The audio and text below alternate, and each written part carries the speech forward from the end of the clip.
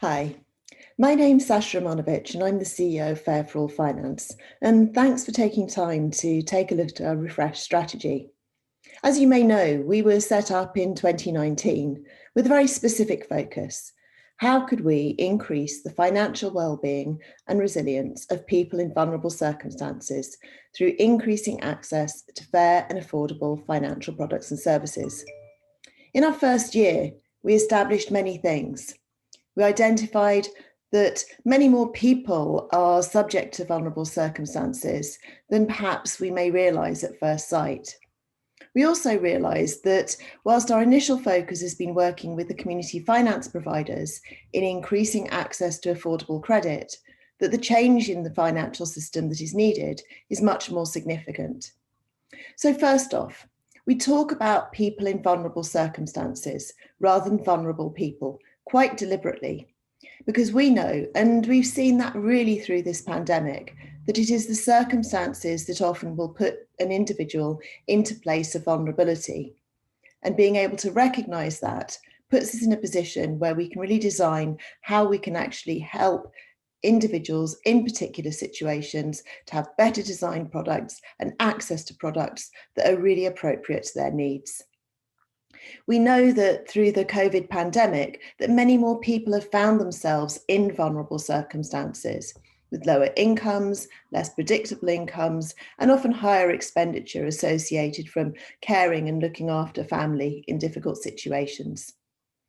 So whilst the financial system currently is really designed for people with predictable lives and predictable incomes, what we're really seeing is the need to design and deliver products and services that work for those with unpredictable lives and unpredictable incomes. And we know that as a result of the pandemic and even before the pandemic, there are about 11 million people who are actually in very challenging situations, either stuck in debt, on very low incomes, or in newly precarious situations, having lost jobs and perhaps for the first time found themselves in more challenging financial situations. And we've also seen that the financial markets have changed, with some providers exiting from the market, many finding it challenging to provide services to customers when they don't have the certainty as to whether they can lend and conduct their business as perhaps they did previous to the pandemic. And so that was our challenge and our opportunity to really, on the basis of what we've learned, to actually refresh our strategy and think about where do we really focus to make the biggest difference. We'd already got some great learning. We'd started, as you may know, with our real focus on increasing the availability of affordable credit. And we have a very simple model. How can we prove how you can serve people in vulnerable circumstances well, providing small amounts of unsecured credit? How can you ensure that's delivering great outcomes that create value for society? How can that model be made sustainable? And how can it be scaled so that it could be adopted much more widely in the financial system? And we've learned some really important things from that work.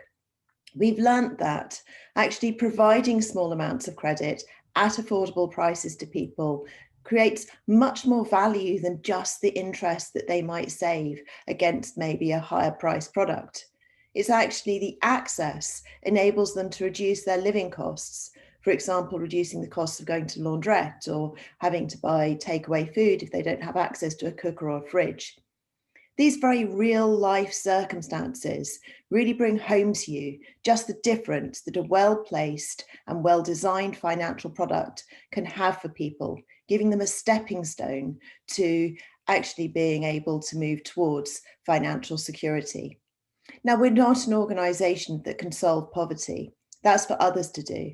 But what we can do is really focus on understanding, based on evidence, what are the products and services that actually help customers in vulnerable situations, and how can those be designed to be sustainable and to be scaled so they can be delivered in sufficient quality to the market that it reaches all those that need them. And that's our focus.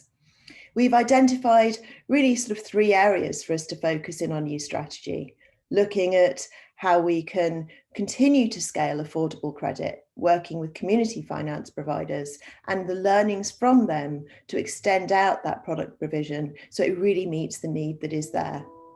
To work with the marketplace to really understand where are the gaps. Where are the gaps in products and also market provision where we could be a catalyst for that change?